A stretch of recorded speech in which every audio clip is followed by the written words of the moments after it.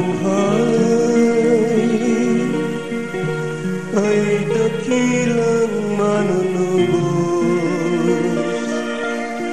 mula sa kanyang tubig ng buhay handog.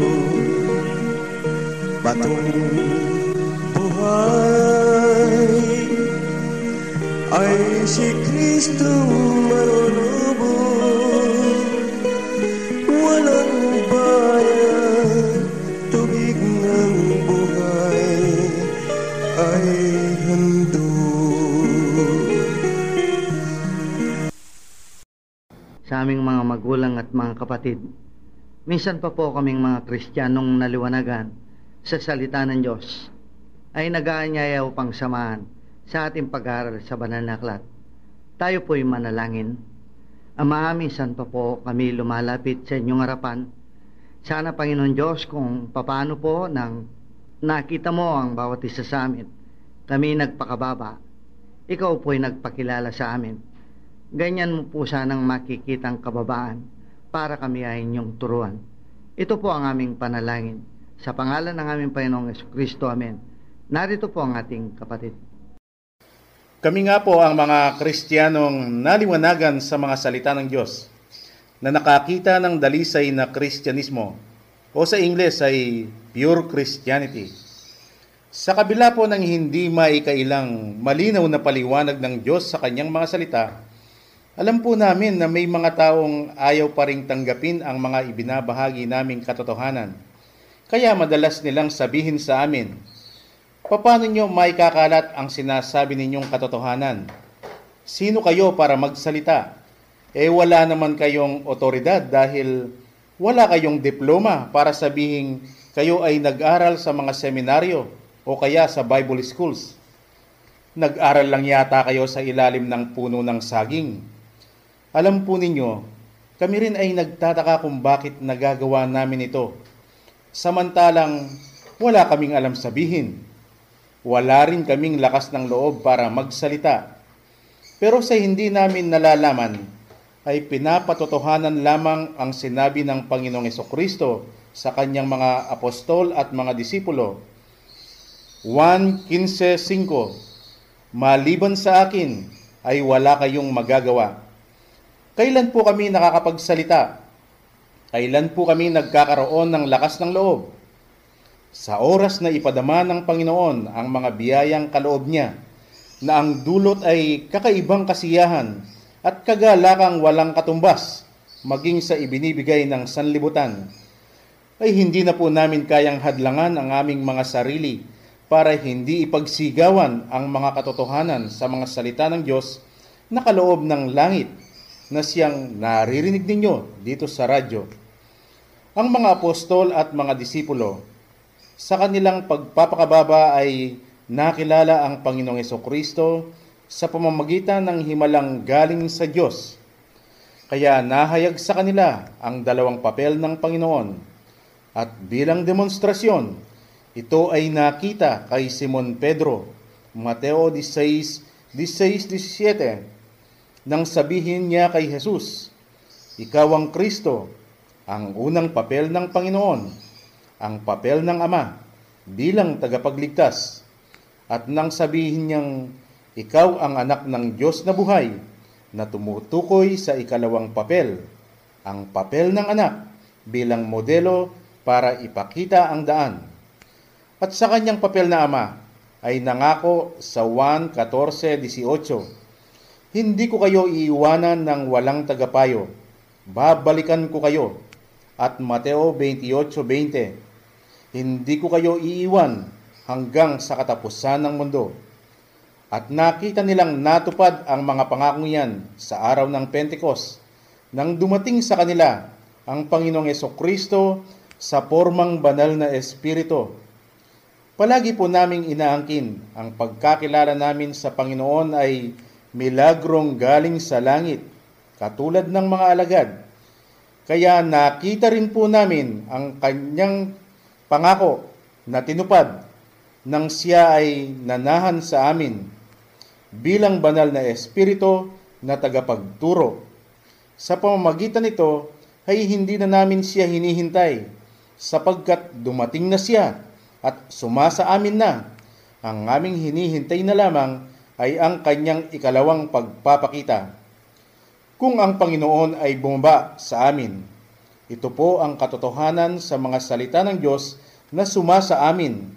Kaya wag na po kayong magtataka kung bakit malakas ang aming loob na maganyaya sa inyo.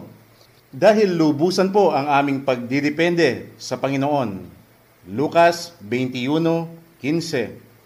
Sapagkat bibigyan ko kayo ng isang bibig at karunungan na hindi mangyayaring masalangsang o matutulan man ng lahat ninyong mga kaalit. Nalalaman po namin ang sasagot sa inyong mga katanungan ay ang katotohanan sa mga salita ng Diyos na nananahan sa amin. Walang iba kundi ang Panginoong Jesucristo na nagsalita sa Juan 14:6. Ako ang katotohanan. At sa pamamagitan ng susing yan ay doon pinapatunayan ng Diyos na ginagamit lamang niya ang salita ng tao. Pero iba ito sa wika ng Diyos. Kaya ang bawat salita ng Diyos nating binabasa sa banal na aklat ay kinakailangan ang pagpapaliwanag ng Panginoong Jesucristo para ito ay maunawaan. Katulad po ngayon, tayo ay nakatanggap na naman ng isang kahilingang itinext sa atin. Nakikinig po ako sa programa nyo at sabi walang pastor, guro o ebangelista. Bakit ano yung sa Roma 10:14 hanggang 15? Thank you po. Ito pong sinabing mga talata, patungkol ito sa mga mangangaral, kung gaano sila kahalaga. At sila ay sinugo ng Diyos, sapagkat ang Diyos ay hindi napapakinggan o hindi maririnig ang kanyang tinig. Pero sa pamamagitan ng mga mangangaral ay may paparating ng Diyos ang kanyang ibig mangyari sa mga tao. Para po maunawaan natin kung paano pa lamang ipinasulat ng Diyos, basahin po natin itong Roma 10:14 hanggang 15. Narito po ang Roma 10:14 hanggang 15. Paano nga silang magsisitawag doon sa hindi nila sinasampalatayanan? At paano silang magsisampalataya sa Kanya na hindi nila napakinggan? At paano silang makikinig na walang tagapangaral? At paano silang magsisipangaral kung hindi sila mga sinugo?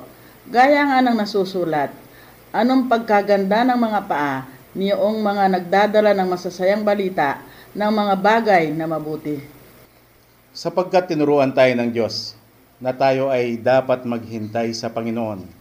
Kaya habang tayo po ay naghihintay sa Kanya, hayaan po ninyong kami ay magbahagi muna sa inyo. Ito po ay noong panahong nagdedepende pa kami sa aming mga mangangaral, sapagkat kami po ay naniniwalang sila ay binigyan ng Diyos ng kakayahan para ipaliwanag ang kanyang mga salita nating nababasa sa banal na aklat sa pamamagitan ng kanilang pag-aaral ng mahabang panahon sa mga Bible schools at mga seminaryo. Kaya nandito po ang mga kapatid para magbahagi sa inyo kung paano ito ipinaliwanag ng mga mangangaral. Sa akin pong nakagisnang reliyon sa Iglesia Katolika, ito pong nabasang talata tungkol dito sa kailangan paano sila sasampalataya, paano sila maniniwala kung walang tagapangaral. Ang amin pong iglesia ay nagtatag ng seminaryo at kung sino man ang gustong maging mangaral ay nag-aaral doon ng pagkapare. At pag sila'y nakagraduate na, sila ay maordinan ng obispo. At doon, sila ay handa ng mangaral. Magsagawa ng misa. May pangaral ang salita ng Diyos, ang Ebanghelyo. At meron din kami mga misyonaryo na ikinakalat ang Ebanghelyo sa mga tao sa iba't ibang lugar sa buong mundo. Ganun po ang naging kaalaman ko sa aming Iglesia Katolika. Yun lang. Ako po ay galing sa mga Pentecostal Charismatic. Ito po ang ating itatanong sa Panginoon Diyos ngayon. Yun po ang basihan namin, kaya kami pong mga Pentecostal, nag-aalal po sila ng pastor para magamit ng aming samaan. Ito pong dalawang bersikulong ito, yun ang dahilan kung bakit kami po ay sila ay nag-appoint ng mga pastor at tagapagturo. Ako naman po yung galing sa Baptist. Meron po kaming pastor at meron kaming mas mataas pa doon, yung tinatawag naming reverend or parang international preacher. Tapos sila po, tinitrain po kaming mga hindi pastor or mga tagasunod lamang po ng pastor namin. Tinitrain po kami paano magsalita at ano yung mga verse na sasabihin po namin. At pagdating po ng mga takdang araw sa mga school, pumupunta po kami. Lahat ng pwede naming makausap, pinupuntahan po namin sa eskwelahan. Pati rin po sa mga baryo paglinggo, pagkatapos ng aming service po sa Baptist, pumupunta po kami sa mga baryo at talagang lahat ng pwede namin kausapin ay sinasabi namin po kay Jesus Christ at na isang persona sa tatlong persona po ng Holy Trinity at dapat tanggapin siyang personal Lord and Savior. Yun po ang training sa amin noon para maabot po yung salita ng Panginoon po sa amin noon. Kung babasahin mo nga naman itong Roma 10:14-15, sino ang magsasabing hindi malinaw dito ang gustong mangyari ng Diyos? Dahil nakasulat na ang Diyos ay hindi pala po pwedeng mapakinggan o marinig. Kaya nangangailangan siya ng mga sinugo o mga mangangaral para ikalat ang kanyang mga salita. Paano nga naman mangyayari yon kung hindi sila matututo sa mga salita ng Diyos? Ganyan po nagtayo ng mga seminaryo at mga Bible schools para doon mag-aral at walang ibang natatalakayin kundi ang mga salita ng Diyos. Kaya kapag graduate na nga sila, ay po pwede na silang magpunta sa mga tao at ibahagi sa kanila ang sinasabing mabuting balita na kanilang natutunan doon sa kanilang pag-aaral. Sino po ang magsasabing masama ang kanilang ginawa? Mga salita ng Diyos ang kanilang sinasabi sa mga tao at ito ay patungkol sa kaligtasan. Hindi po ba napakahalaga niyan? Pero doon po sa nagpadala ng katanungan, hindi lamang ito ang po pwede mong sabihin na nangangailangan talaga ang Diyos ng mga mangangaral. Dahil doon sa Efeso 4:11, malinaw nga namang nakasulat doon na ang Diyos ay naghalal ng ebangelista, guro, pastor, bilang patunay na kailangang mayroong magdala sa kanyang mga salita o sinasabing mabuting balita. At nalalaman naman natin na ang ginagawa nilang pagkakalat sa mga salita ng Diyos, nagsasakripisyo sila. Nakikita natin kung paano sila magutom, kung paano tumira sa mga bahay na hindi naman nila dating tirahan, punta sa mga bundok. Iyon ang kanilang pagpapakita na minamahal nila ang Diyos, kaya ikinakalat nila ang kanyang mga salita. At sino ang magsasabing hindi ito ang kagustuhan ng Diyos? Dahil malinaw na ipinasulat pa rin ng Panginoon ang Mateo 28:19 nang sabihing, "Go ye therefore and teach all nations." At doon sa Marcos 16:15, "Inyong ipangaral ang ebanghelyo sa lahat ng kinapal." Ito po bang pamamaraang ginagawa nila? Sino ang magsasabing hindi ito ang kagustuhan ng Diyos? At ang kanilang pagpapagal at paghihirap ay nagbunga dahil maraming tao ang naniwala at sumunod sa kanila. Sino pong magsasabing hindi ito ang kagustuhan ng Diyos? Ang siya ay paniwalaan ng maraming tao. At dahil po dyan ay hindi katakataka kung bakit marami ang nabibigla sa amin kapag aming sinasabing kami ay walang pastor, walang ebangelista, walang guro, at walang tagapagturo. Kaya marahil sa pagkarinig ninyo sa amin doon sa aming sinabi, ay itatanong ninyo, bakit? Hindi pa ba sapat na nakasulat ito, nababasa, at napakalinaw namang nauunawaan? Ang sagot po namin talagang napakalinaw po niyang nakasulat. Pero dahil tinuruan kami ng Diyos, ayon sa Kawikaan 3:5, na hindi kami dapat magdepende sa aming sariling kaunawaan, kundi sa Diyos lamang. Ganyan po kami naghihintay pa rin sa Kanya. Nagbunga naman po ba ang aming paghihintay? Isa pong napakalaking biyaya ang ipinagkaloob ng Diyos sa amin dahil kami po ay naghintay sa Kanya. Ano po ang Kanyang ipinagkaloob sa amin? Hindi po pala manggagaling sa tao ang sinugo, kundi ito ay ipagkakaloob ng Diyos. Narito po ang Kanyang sinabi sa Jeremias 3:15. Jeremias 3:15. Bibigyan ko kayo ng mga pastor ayon sa aking kalooban, nakakandili sa inyo ng kaalaman at unawa. Kung gagamitin po dito ng tao ang kanyang unawa, hindi maaari ito. Imposible. Pwede bang meron tayong makitang isang taong manggagaling sa Diyos na sasabihing yon ang sinugo? Bagamat hindi po nakapagtatakang marami naman ang aangking po ay ang mga namumuno o pinakapinuno ng mga iba't ibang sekta. Pero ano po ang magiging batayan ng Diyos para itong mga umaangking sila ay mga sugo, ay makitang kung sila ba ay tunay o hindi tunay? Huwag po nating kakalimutan. Ganyan po sinabi ng Diyos na sinimbuluhan siya ng araw sapagkat wala pong hindi nalalantad sa ilalim ng araw. Hindi po ba ang lahat ng umaangking sila ay mga sugo ng Diyos ay sinasabi nilang kakilala nila si Jesucristo? At iyon ang kanilang ipinangangaral at pinapatanggap sa mga tao bilang sariling Panginoon at sariling tagapagligtas ng kanilang buhay.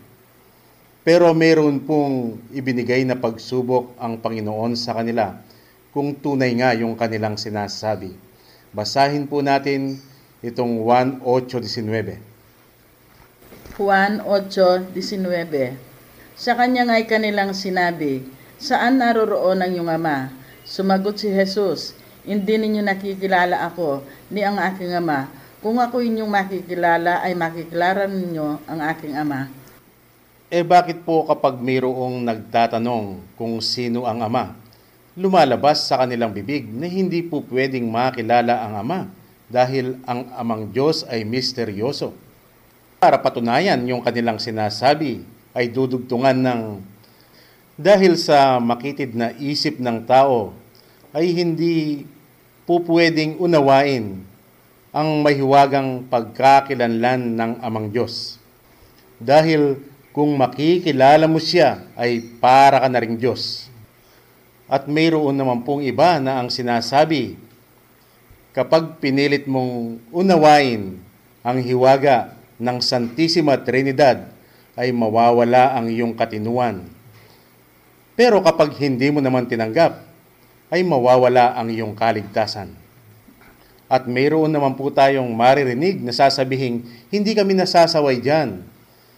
Dahil kakilala namin si Jesucristo. Kaya kakilala namin ang Ama. Dahil si Jesucristo ang siyang Ama. Ito po ay maririnig natin sa mga oneness. Pero sa karunungan ng Panginoon ay hindi po magiging sapat sa Kanya ang isang pagsubok. Ganyan po siya muling magbibigay pa ng panibagong pagsubok. Narito po ang ikalawang pagsubok ng Panginoon. Unang Juan 4:1-3. Basahin po natin. Unang Juan 4 mula 1 hanggang 3. Mga minamahal, huwag kayong magsipaniwala sa bawat espiritu, kundi inyong subukin ang mga espiritu kung sila'y sa Diyos, sapagkat maraming nagsisilitaw na mga bulaang propeta sa sanlibutan. Dito'y nakilala ninyo ang espiritu ng Diyos. Ang bawat espiritong nagpapahayag na si Jesucristo ay naparitong nasa laman ay sa Diyos. At ang bawat espiritong hindi pinahahayag si Jesus ay hindi sa Diyos, at ito ang sa Antikristo na inyong narinig na darating at ngayon nasa sanlibutan na. Kung titignan po natin itong ikalawang pagsubok na ibinigay ng Diyos, kapag binasa ng tao yan, lalabas napakadali ng pagsubok. Lahat ay papasa. Dahil sa mga mangangaral, sino ang nagsabi sa mga mangangaral at hindi umangkin sa kanila na hindi nahayag sa laman si Jesucristo? Lahat sinasabing nahayag sa laman si Jesucristo. Nasaan po ang pagsubok doon? Bakit pa ibinigay ng Panginoon itong pagsubok niya? Lahat naman pala ay makakapasa at napakadali lamang. Pero mayroon naman pong isang sekta na sinasabing mahirap itong pagsubok dahil yung mga maraming sekta ay bumagsak dito sa ibinigay na pagsubok ng Diyos. Ang kanila pong ipinapahayag, ang nahayag sa laman o nagkatawang tao ay ang Amang Diyos. Ito po ay ang sinabi rin natin kanina, ang mga oneness, na sinasabing si Jesucristo, siya rin ang Ama. Pero kagaya po ng ipinahayag ng Diyos kanina, na siya ay sinimboluhan ng araw, meron po bang pupwedeng makapagtago sa ilalim ng araw? Ganyan sila ilalantad pa rin ng Panginoon.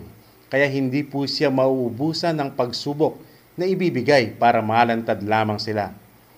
Narito po ang kasunod na pagsubok na ibibigay sa atin ng Diyos. Ikalawang Korinto 3:6. Ikalawang Korinto 3:6. Na sa amin naman ay nagpapaging sapat sa mga ministro ng bagong tipan, hindi ng titik, kundi ng Espiritu, sapagkat ang titik ay pumapatay, tatapat ang Espiritu ay nagbibigay ng buhay. Narinig po natin ang binasa, mga ministro ng bagong tipan. Inaangkin din po nila yan. Sino po sa mga mangangaral ngayon? Mga umangking alagad ng Diyos, pastor, ministro, sugo ng Diyos, mga ebangelista, makabagong apostol, tagapagturo ng katotohanan, na hindi angking hindi sila ang ministro ng bagong tipan. Pero bakit sinabi ng Diyos, ang titik ay pumapatay? Ano po ba ang halimbawa ng Panginoon na ang titik ay pumapatay? Tignan po ninyo ang Panginoong Jesucristo nang siya ay dalhin ng banal na Espiritu sa ilang, kung saan ay nag-ayuno siya ng 40 araw at 40 gabi. Dumating ang dyablo, tinukso siya. Ano ang kanyang nauunawaan sa pag-aayuno ng ating Panginoon? Dahil nakita niyang hindi kumain sa loob ng 40 araw at 40 gabi. Ang unawa ni Satanas ay kumakalam ang sikmura ng Panginoon. Ganyan po niya tinuksong, kung ikaw ang anak ng Diyos, sabihin mo sa batong ito na maging tinapay para iyong kainin. At sino po sa mga umangking mga ministro ng bagong tipan ang hindi umaasa sa himalang manggagaling sa Diyos na magpapagaling ng mga sakit, kagaya ng sakit ng katawan, pagkabulag, pagkabingi, pagkalumpo, pagkapipi, at iba't iba pa ring sakit, kagaya ng kanser, at iba pa pong maraming sakit ng katawan. Hahaba ang kanyang buhay. Ano naman po ang narinig natin sa bibig mismo ng ating Panginoong Jesucristo sa 1:63. John chapter 6 verse 63. It is the Spirit that quickeneth, the flesh profiteth nothing. The words that I speak unto you, they are spirit, and they are life. Nabasa po kaya yan o narinig ng mga umangking mga ministro ng bagong tipan ang sinabi ng Panginoong Jesucristo na ang laman ay walang pakinabang sa kanyang mga salita, sapagkat ang kanyang mga salita ay espiritu at buhay. Hindi po ba narinig natin sa Kanya na ang laman o ang katawan ay walang pakinabang sa Kanyang mga salita? Narinig naman po natin sa Kanya na ang Kanyang salita ay titik o espiritual. O ano po ang nakita nitong mga umangking mga ministro ng Bagong Tipan? Sa himalang ginawa ni Jesucristo, hindi ba ang kanilang nakita ay yung pakinabang ng katawan? Kaya ang sinasabi nila, kailangan nila ang himala para humaba ang kanilang buhay. Hindi po ba nila naisip o nakita na ang katawang kanilang pinapabor ay hanggang sementeryo lamang at ang Diyos ay hindi umaani ng katawan kundi ng kaluluwa? Katwid, lahat po ng ginawang himala ng Panginoong Jesucristo ay pinatotohanang ito ay mga espiritual. Ano po yung himalang ginawa ni Jesucristo na ang nakinabang ay ang kaluluwa? Yung pong taong nakasulat na isinilang na bulag ng gamutin ng Panginoon ay nakakita, nahayag, na noong siya ay bulag dahil hindi niya nakikilala si Jesucristo. Pero nang siya ay gamutin ng Panginoon, nakilala siya at nawala ang kanyang pagkabulag. Kaya nangangahulugan lamang na nangangailangan ng himala para makilala si Jesucristo. Yan po ang pinatotohanan ng Diyos kay Simon Pedro sa Mateo 16:17. Nang makilala siya ni Simon Pedro nang sabihing, "Ikaw ang Kristo, ang anak ng Diyos na buhay." Sabi ng Panginoon sa kanya, "Mapalad ka, Simon Barjonas. Hindi yan galing sa iyong laman at dugo. Galing yan sa aking Ama na nasa langit." Kaya nahayag kay Simon Pedro nang sabihin niya kay Jesus, "Ikaw ang Kristo." Nakita niya ang Diyos ni Abraham na nagkatawang tao para tuparin ang ginawa niyang testamento.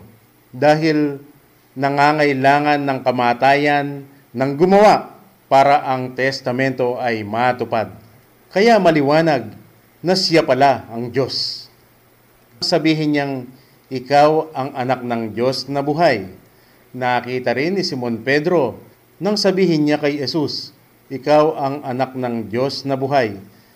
Naunawaan ni Simon Pedro na ang Panginoong Jesucristo ang siya palang panganay na anak ng Diyos, na siyang modelo ng mga pinili.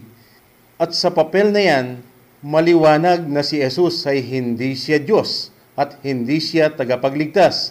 Hindi po kayo magtataka kung bakit marami kayong mababasang mga talata na sinasabi niyang siya ay mayroong Diyos, katulad ng sinabi niya kay Maria Magdalena. Ang katotohanan pong yan, kaya po ba kaya yang lunukin ng isip ng tao? Yun po ang pagpapatunay na isang himala lamang na manggagaling sa langit para makilala si Jesucristo.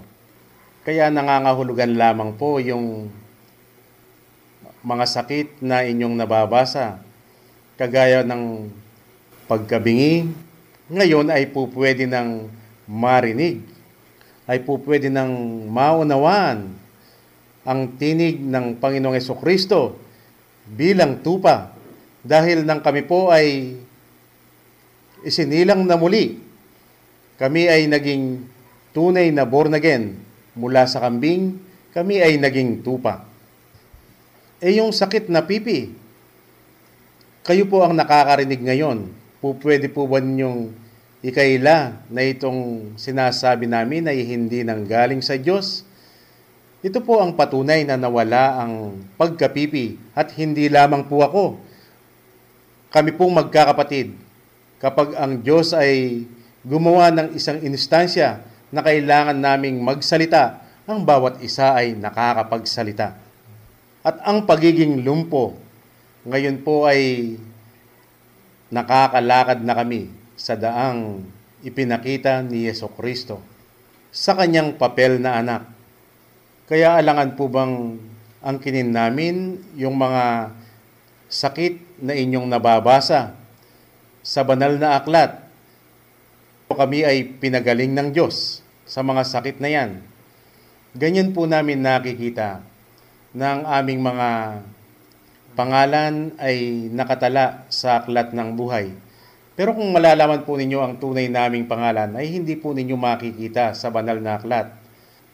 Subalit, dahil nakikita po namin ang aming sarili sa kanila, yun po ang ibinigay ng Diyos na patunay sa amin, na itinala niya ang aming mga pangalan sa aklat ng buhay. At ang lahat pong iyang himalang ginawa ng Panginoon, hindi po yan nakikita ng mata. Kaya ito ang inaasam na makita ng kanyang mga pinili at nahayag kay Pablo. Kaya isinulat po niya yung 2 Korinto 4:18. 2 Korinto 4:18. Samantalang kami ay nagsisitingin, hindi sa mga bagay na nakikita, kundi sa mga bagay na hindi nakikita, sapagkat ang mga bagay na nakikita ay may katapusan, datapot ang mga bagay na hindi nakikita ay walang hanggan. Tignan po natin ang karunungan pa rin ng Panginoon kung hindi malalantad itong mga umaangking mga ministro ng Bagong Tipan. Hindi po ba ito ay naririnig nating hinihintay nila ang pagdating ni Jesucristo? Ano po ba ang sinabi ni Jesucristo nang magtanong sa Kanya ang Kanyang mga alagad? Nang magtanong sila sa Panginoon kung kailan ang Kanyang pagdating at ang katapusan ng mundo. Nagbigay siya ng maraming mga palatandaan. Pero mayroon naman siyang sinabi sa kanila nang sabihing hindi lilipas ang lahing ito at ang lahat ng iyan ay matutupad. Pero ano po ang maririnig natin sa mga mangangaral dahil kinukuha nila sa titik ang salita ng Diyos? Ang sinasabi nila, mangyayari pa lamang yan sa darating na panahon dahil imposibleng mangyari ito sa buhay ng kanyang mga alagad. Pero sa hindi po nila nalalaman na kanilang ginagawang sinungaling ang Panginoon sapagkat pinapasinungalingan siya sa kanyang sinabi. Pero hindi po masisira ang ipinasulat ng Diyos sa 2 Korinto 3:6. Hindi ng titik o literal. Ang salita ng Diyos ay spirit o spiritual. Ano po ang ibig sabihin ngayon ng ang titik ay nakakamatay? Hindi po ng katawan. Dahil hindi nakinabang ang kaluluwa sa salita ng Diyos, kaya ang kaluluwa ay itatapon sa dagat-dagatang apoy. Iyon ang sinasabing ikalawang kamatayan. Kung kanina po ay nakakalusot o nakakapasa ang paniniwala ng oneness sa dalawang pagsubok na ibinigay ng Diyos, pero sa mismong kapahayagan ng Diyos ay nalantad na ang oneness pala ang siyang pinakamasama, pinakamapanlinlang sa lahat ng doktrina galing sa tao. Basahin po natin ang ipinaayag ng Diyos tungkol diyan. Apokalipsis 13:11. At nakita ko ang ibang hayop na umaahon sa lupa at may dalawang sungay na katulad ng isang kordero at siya'y nagsasalitang gaya ng dragon. Narinig po natin doon yung salitang dragon na umaahon sa lupa. Sino po ba ang dragon? Basahin po ninyo ang inyong banal na aklat. Ayon sa Apokalipsis 12:9, ang dragon pala ay ang diablo. Po ang narinig nating ginagawa ng dragon. Siya ay umaahon buhat sa lupa. Pero dahil ang Diyos ay nagsasalita ng talinhaga, yung palang nakasulat na lupa ay hindi yung ating nauunawaan, kundi ayon sa Panginoon. Ayon sa Jeremias 22:29, ang lupa pala ay ang tao. Makatwid, ang pag-ahon ng dragon mula sa lupa at ayon din po sa ating narinig. isang hayop na umaahon sa lupa na kamukha ng kordero. Hindi po ba ang kordero ay ang Panginoong Hesukristo? Pero dahil ang lupa ay sinimboluhan ng tao, yun po ang patunay ng Diyos na ang pagkakilala nila kay Hesukristo ay galing lamang sa tao. Paano po nalalantad ang pagkakaiba, gayon mang magkapareho sa itsura? Ganyan po kanina kung bakit sa dalawang pagsubok ay nakakalusot sila sa paniniwala kay Hesukristo, itong sinasabing mga oneness doctrine. Kaya sinasabi nila ang nahayag sa laman ay ang Ama, at sinasabi rin nila nakakilala nila si Hesukristo dahil si Hesukristo ang siyang Ama. Kaya inaangkin po nilang hindi sila sakop doon sa saway ng Diyos sa 1:8-19 dahil kilala nila ang Ama. Sa pagkakilala nila kay Hesukristo ay kilala nila ang Ama. Inaangkin na si Hesukristo ang siyang Ama. Ganyan po ipinahayag ng Diyos na ang isang klase ng hayop na katulad o kawangis ng kordero ay umaahon mula sa lupa.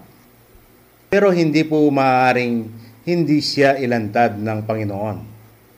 Kaya lumabas sa pagkakilala kay Hesukristo, ang oneness ang siyang pinakamapanlinlang.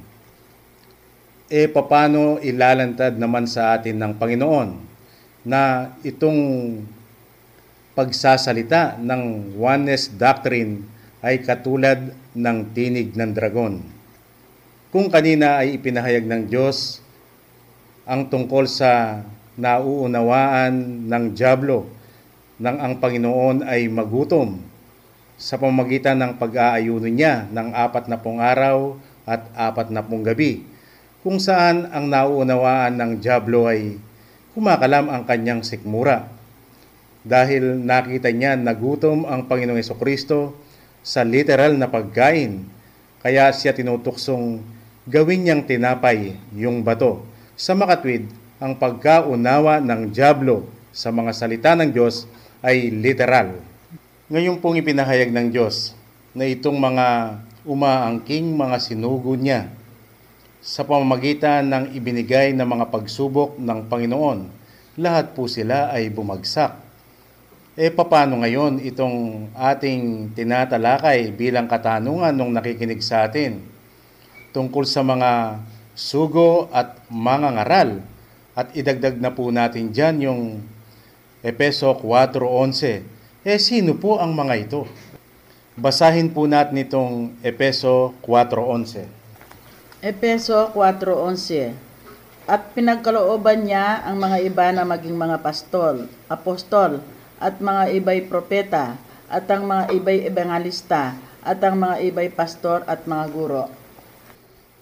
Narinig po natin sa nabasa, ang Diyos pala ay naghalal ng ebangelista. Ang tanong po natin kanina, sino po sila? Isa pong pangyayari sa buhay ng ating Panginoong Hesukristo. Huwag po natin kakalimutan na ang gawain pala ng ebangelista ay ikalat ang mabuting balita. Isa pong pangyayari sa buhay ng ating Panginoon. Nang siya ay nasa balon ni Jacob, kung saan dumating ang babaeng Samaritana. Nag-usap sila tungkol sa tubig. Siguro po nalalaman ninyo na sa bandang huli ng kanilang pag-uusap, nakilala nitong babaeng Samaritana ang Panginoong Hesukristo. Ganyan po niya pinuntahan ang kanyang mga kababayan at ibinalita sa kanila na nakilala niya ang Panginoong Hesukristo. Dala-dala niya ang mabuting balita. Naniwala naman sa kanya ang kanyang mga kababayan.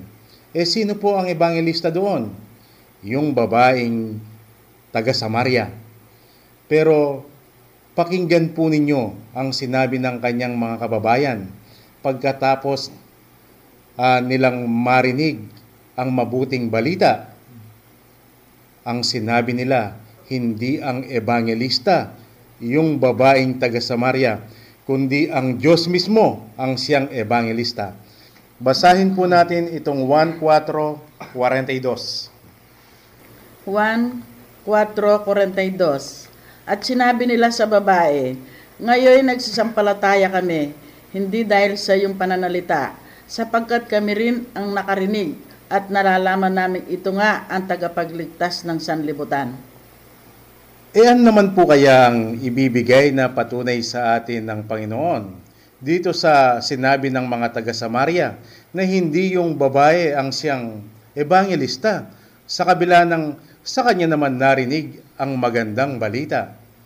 Narito po ang sinabi ng Panginoon tungkol doon sa nangyari. Basahin po natin itong Lucas 21 mula 14 hanggang 15. Lucas 21 mula 14 hanggang 15. Pagtibayan nga ninyo ang inyong mga puso, na huwag munang isipin kung paano ang inyong isasagot, sapagkat bibigyan ko kayo ng isang bibig at karunungan na hindi mangyayaring masalangsang o matutulan man ng lahat ninyong mga kaalit. Ano po ang narinig natin? Yun po bang mabuting balita na daladala ng babaeng taga Samaria galing sa kanya o galing mismo ito sa Diyos na lumabas lamang sa kanyang bibig? At narinig po ba ninyong maigi ang sinabi ni Jesucristo na hindi man pala nanggagaling sa kanyang mga pinili o hindi man kinukusa ng kanyang mga pinili na hilingin sa kanya na ikalat ang magandang balita? Ayon po sa narinig natin sa Panginoon, siya lamang pala ang nagtutulak sa kanyang mga pinili para gawin ang gawain ng isang ebangelista. At dahil po ang katotohanan sa bagong tipan ang siya ring katotohanan sa lumang tipan, gayon din ang katotohanan sa lumang tipan, siya ring katotohanan sa bagong tipan. Isa pong demonstrasyon na ipapakita ng Diyos kung paanong hindi nga pala hinihingi ng kanyang mga pinili na dalhin nila ang mabuting balita sa mga tao. Ang katunayan, tumatanggi po sila. Pakinggan po natin ang isinagot ni Moises nang siya ay atasan ng Panginoon na magsalita sa mga Israelita habang sila ay alipin sa Ehipto. Basahin po natin ang Exodo 4:10 at Exodo 4:12. Exodo 4:10. At sinabi ni Moises sa Panginoon, O Panginoon, ako'y hindi marikit mangusap, kahit ng panahong nakarahan, kahit mula nang magsalita ka sa iyong lingkod, sapagkat ako'y kimi sa pangungusap at umid sa dila. Dito naman po sa Exodo 4:12. Ngayon nga yumaong ka, at ako'y sasayong bibig, at ituturo ko sa iyo kung ano ang iyong sasalitain. Ano po ang narinig natin kay Moises? Tumatanggi siya. Ano po ang dahilan? Hindi niya kaya. Ano po ito sa harapan ng Diyos? Kababaan. Ano po ang ginawa ng Diyos? Ang sabi niya, ako'y sa iyong bibig at ituturo ko sa iyo kung ano ang iyong sasalitain. Ano pong ibig sabihin nito? Doon pala sa mga nagpapakumbaba sa harapan ng Diyos. Sila ang inihahalal niyang ebangelista, katulad sa katangian ngayon ni Moises. At hindi lamang po kay Moises nangyari yan. Ito ay mababasa rin natin kay Jeremias bilang pinili ng Diyos nang siya ay atasan ng Panginoon na magsalita o magbahagi ng mabuting balita. Tumanggi din po si Jeremias. Basahin natin ang Jeremias 1:6. 1:6 hanggang 7. Nang magkagayoy sinabi ko, Ha Panginoong Diyos, narito, hindi ako marunong magsalita, sapagkat ako'y bata. Ngunit sinabi sa akin ng Panginoon, huwag mong sabihin ako'y bata, sapagkat saan man kita susuguin ay paroroon ka, at anuman ang iutos ko sa iyo ay sasalitain mo. Ano po ang narinig nating sinabi ni Jeremias? Tumatanggi din po siya katulad ni Moises. Pero sa nakita ng Diyos, yun pala ang kababaang ipinapakita ni Jeremias sa kanya. kaya siya ay isinugo pa rin ng Panginoon. Ganyan po pala sinabi ng Diyos na sa kanyang mga pinili kung sila ay nagpapakumbaba, sila ay itutulak niyang ikalat ang mabuting balita. Ito po palang ipinakita ng Diyos na mga demonstrasyon, ang kanyang pagpapakita naman sa atin kung paano siya naghalal ng ebangelista. Siya mismo ang naghalal, nagaganap yung gawain ng ebangelista. Kaya kung paano ipinahayag ng Diyos na siya ay naghahalal ng ebangelista at natutupad naman ang gawain ng ebangelista sa kabila ng tumatanggi itong kanyang mga inaatasan, ganyan din po ang ginagawa niyang paghalal sa mga apostol, propeta, pastor at mga guro. Na sa inihahalal o sa sarili ng mga inihahalal ng Panginoon ay hindi man nila napapansin na kanilang nagaganap ang ibig mangyari ng Diyos.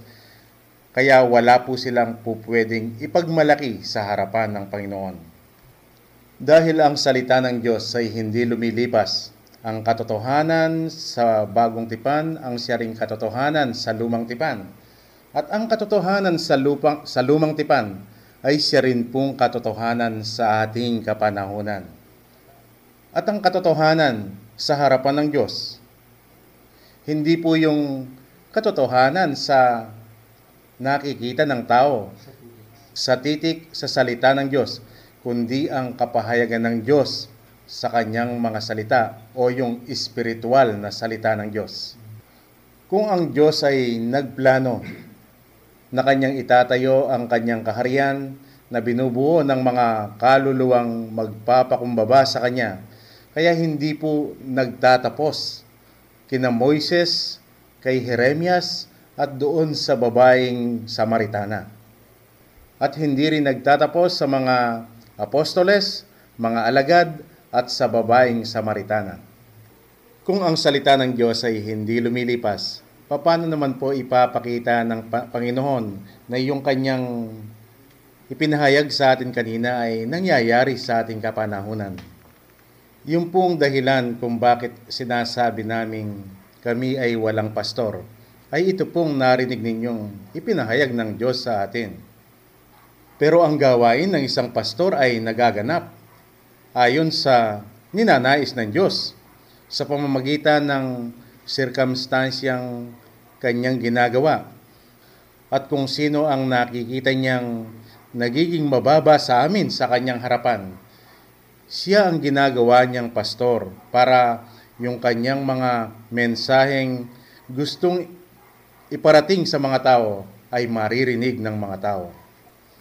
Pero yung ginagamit ng Diyos o yung hinihalal niyang pastor sa oras na yon ay hindi man nalalaman o napapansin na siya pala ay nagiging pastor sa oras na yon. Kaya hindi man niya inaangkin na siya ay pastor. Pero sa mata ng Diyos, siya ay pastor sa oras na yon.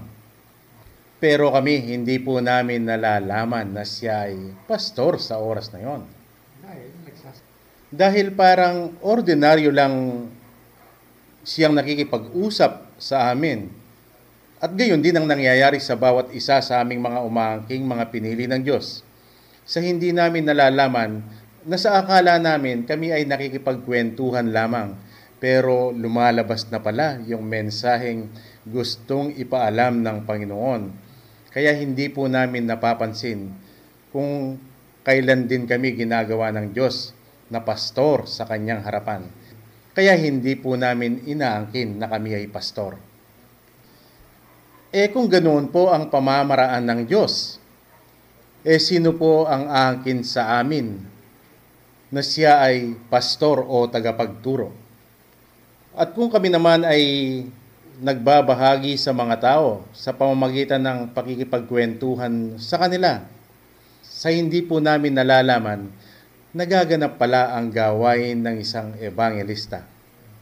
Kaya walang sinumang pupwedeng umangkin doon sa apat na katangiang sinabi ng Diyos kanina. apostol, pastor, guro, at evangelista. Tignan po ninyo ang isang demonstrasyong ipapakita sa atin ng Panginoon para patunayan niyang siya pala ang guro, ang pastor, ang evangelista. Ito po ay nangyari sa kapanahunan ng kanyang mga apostoles. Nang minsang mangisda sina Pedro kasama ang ibang apostoles, sila ay nagpunta sa laot. Magdamag po silang ng isda.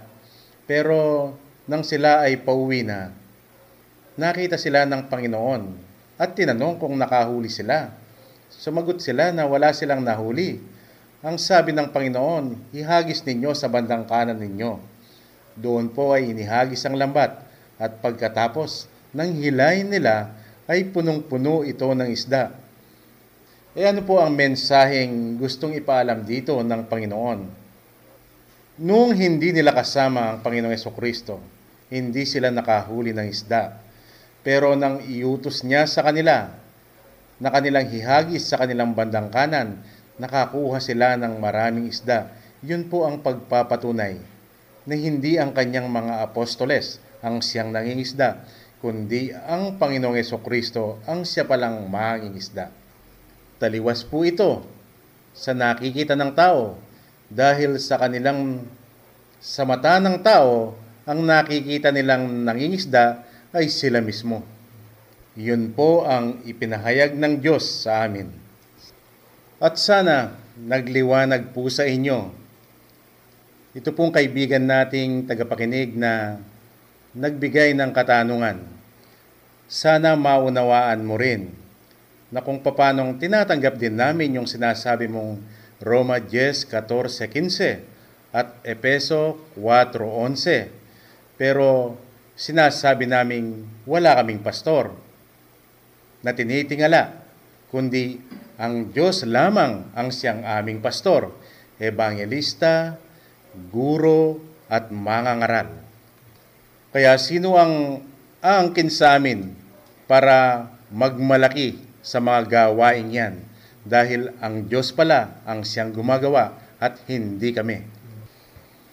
Kaya dito po sa ating programa sa radyo, hindi na po siguro kailangan itong ulit-ulitin kung bakit kami rin po ay nagtataka sa kabila ng hindi naman kami marunong sa mga salita ng Diyos. Pero itong mga naririnig ninyo, hindi pwedeng ikaila na hindi sa Panginoon ito nanggagaling. Kaya hindi na po kami nagpapakilala sa inyo dahil wala man kaming pwedeng ipagmalaki.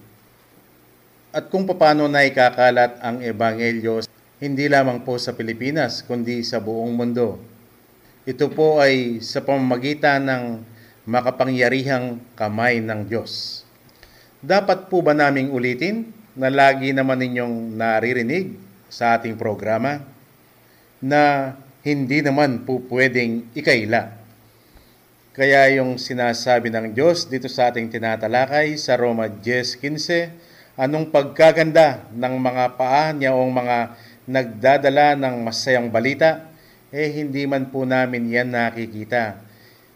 Ang Diyos lamang po ang nakikita at hinahayaan na lamang po namin ang Diyos ang siyang magsalita nito. Ano naman kaya ang pagkaing ibibigay sa atin ng Panginoon dito, mga kapatid? Balikan natin si Moises, kung noong una ay nasiyahan sa kanya ang Diyos dahil sa kanyang pagtanggi nang sabihing hindi siya marunong magsalita, siya ay utal. Kaya nakita ng Diyos ang kanyang kababaan. Pero sa ikalawang pagtanggi naman ni Moises ay nakita ng Diyos na iba ang kanyang naging katangian. Sa halip na masiyahan sa kanya ang Panginoon, ay nagalit siya kay Moises. Basahin natin ang Exodo 4 mula 13 hanggang 14. Exodo 4 mula 13 hanggang 14. At kanyang sinabi, O Panginoon, magsugo ka. Sinasamo ko sa iyo sa pamamagitan ng kamay niyong iyong susuguin. At ang galit ng Panginoon ay nagningas laban kay Moises at kanyang sinabi, wala bang si Aarong kapatid mo na Levita, at nalalaman kong siya'y makapagsalitang mabuti, at saka narito, siya'y lumabas upang salubungin ka, at pagkakita niya sa iyo ay matutuwa sa kanyang puso. Kung napakadali na pasayahin ang Panginoon sa pamamagitan ng pagpapakababa ng kanyang pinili, ay napakadali din palang pagalitin ng Panginoon sa pamamagitan ng katamaran ng kanyang pinili. Samantala, doon po sa internet, nandoon pa rin ang mga articles natin. Basahin po ninyo ang mga kaloob ng Panginoon na siyang tunay na biyaya. Website www.purechristianity.org. Tayo po ngayon ay magpasalamat. Panginoon, marami pong salamat. Ipinakita po ninyo na kayo pala ay naghahalal ng mga ebangelista, pastor, guro, propeta, pero hindi po sa aming pamamaraan para ito ay masunod, dahil ang aming pamamaraan ay magbubunga lamang pala ng kataasan at pagmamalaki sa inyong harapan, na baka ito pa ang aming ikapahamak. Dapat pala ay hintayin namin ang inyong pamamaraan, dahil sa inyong pamamaraan ay doon namin makikita at magagawang kami ay magpakumbaba sa inyong harapan, at doon mahahayag sa amin na hindi man pala kami ang pupwedeng magmalaki, kaya naganap ang inyong inaasahan. Inyong pamamaraan ay doon po kami tunay na makakapagpasalamat sa inyo. Ito po ang aming pasasalamat sa pangalan ng aming Panginoong Hesukristo. Amen.